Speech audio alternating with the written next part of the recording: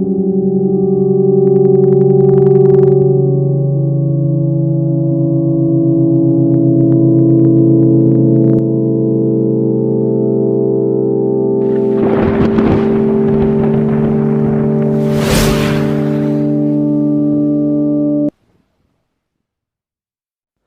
everyone, so tonight I'll be reading out a traditional ghost story from Lincolnshire,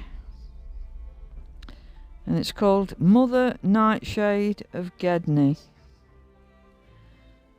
No one ever went by old Mother Nightshade's cottage after dark, for it was said she was a witch, and if anyone did, they would return home deranged or mad, if they returned at all.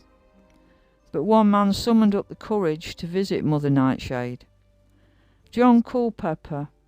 John Culpepper had fallen madly in love with Rose Taylor, the prettiest girl in the town, but was having little luck in wooing her.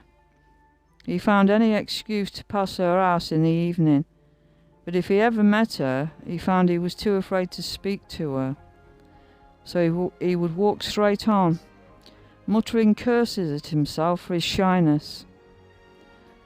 This had the opposite effect on Rose to that which John would have liked, for his lurking about and muttering made her think he was a little simple in the head.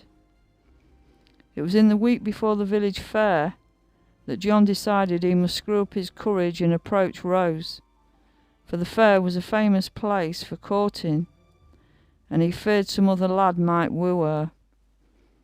He waited one morning under a pretty blossoming tree, as romantic a spot as he could imagine, and when Rose came past, he greeted her, saying how pretty she looked.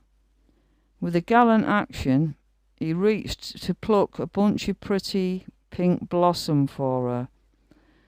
Unfortunately, it had been a cold night, and the tree was heavy with dew. As John tugged at the flowers, he sent down a torrent of water onto Rose's head. "You idiot," she cried, and went on dripping wet.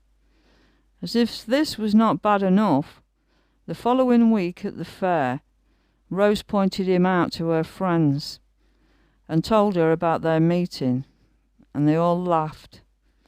Humiliated, John went home on the verge of tears. So it was the following evening that John made his way apprehensively to old Mother Nightshade's cottage. He crept up the path and knocked on the door, half expecting that she would come out and scream at him, for she had a dreadful reputation in the village. He was rather surprised when she answered the door and invited him into her house, bidding him to sit down and make himself comfortable while she brewed some tea. She was, she said, lonely on a night, and always welcomed company. She asked John to tell her about his problems, and with a cup of tea in hand, he began his story. He told her about his feelings for Rose Taylor, how he had tried to put himself in a position to see her, but was too shy to talk, how their meeting had gone so disastrously wrong, and how she had mocked him at the fair.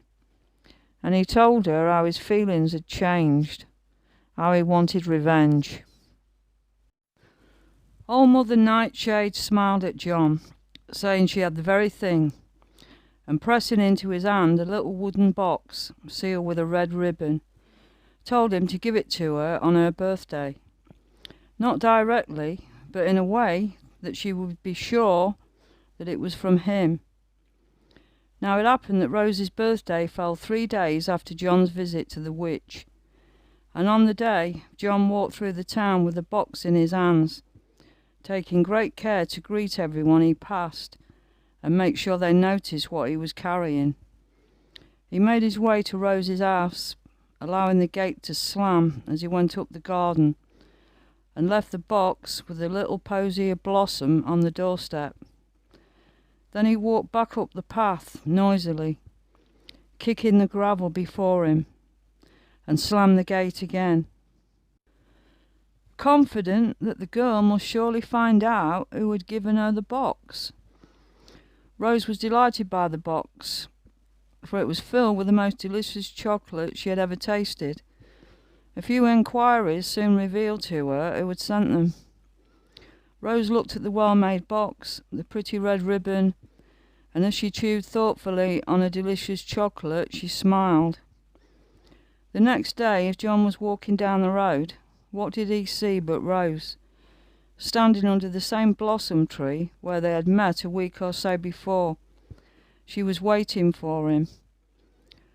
Rose smiled warmly at John, hoping he would stop to court her, but he didn't stop. He kept on walking, and though he smiled back at her, it was a smile of triumph. Rose made her way home again, puzzled.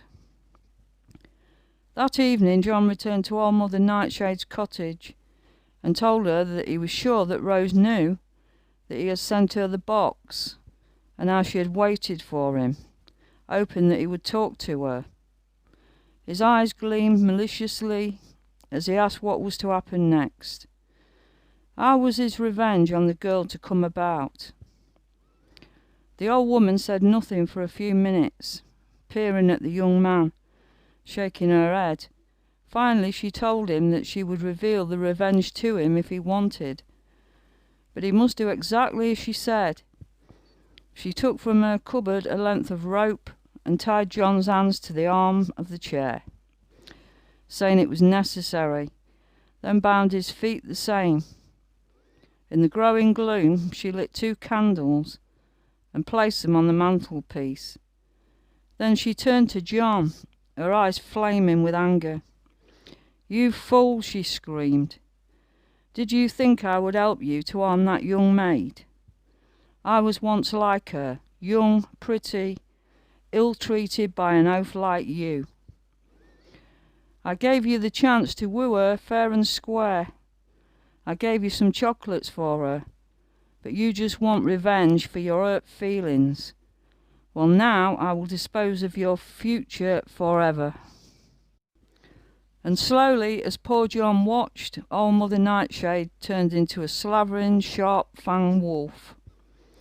All through the night the people of Gedny heard dreadful howls and groans from old Mother Nightshade's cottage, but no one dared to investigate. Instead, they double-locked the doors and pulled their bedclothes tightly round their ears. In the morning, a few brave souls went to the cottage and found inside the mangled remains of John Culpepper, bitten and torn by sharp teeth, and all around the floor were the bloody paw prints of a wolf. The vicar, of course, did not believe any of the tales he was told about Mother Nightshade and her shape-twisting, and John was buried quietly without fuss. But the villagers knew, for they burned down her cottage and would not even walk over the land where it had stood for many, many years. Mother Nightshade was never seen again, at least not in Gedny. As for Rose, she married a young farmer later in the same year, and he, perhaps wisely, treated her very, very well, and they lived happily ever after.